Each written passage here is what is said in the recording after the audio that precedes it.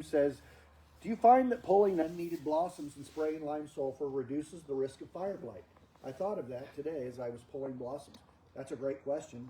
And yes, the answer is yes. That's great critical thinking. I mean, every flower that you pull, if you come, the conditions that you need for fire blight is you need the right temperature, 60, 70, 80 degrees is prime conditions for fire blight, and just a little bit of rain or even moisture, even just a little bit of dew.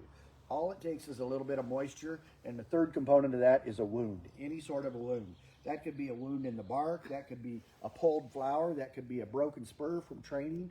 It can be any number of things. So the combination of those three things, a wound, moisture, and the right temperature, and you have the prime conditions for fire blight. So anytime we do something in the field, James, we should weigh it against those three things this time of year if we're dealing with fire blight sensitive varieties, or if we're in areas that are really prone to fire blight. Where I'm farming, we have some areas that we call the fire blight triangle. Like, you just don't mess around with it down there. You do preventive sprays, and you stay out ahead of it. And then there's other areas where we've really never had problems with it. So it also depends upon what your risk is. But I always highly recommend that any non-bearing trees, you pull the flowers off of them if you possibly can.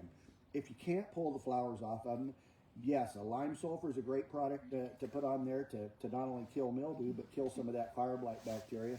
What I like to do on non-bearing trees is just every 7 days, we do just the lowest rate of copper that you possibly can. And we just keep them covered up all the way up through, because once you get through this flowering period, the young trees, they're in this grand period of growth, and they'll get fire blight just in the shoot growth, just in that micro wound that comes out of a new shoot growing. If you get rain in the right conditions, it'll get fire blight in that. We call that shoot blight. And you don't want that either. So I would highly recommend, if you have young non-bearing trees, and if you can, to keep those covered up with just the lowest possible rate of copper once every 7 days. Ali al-Kish on cherry blossom thinning.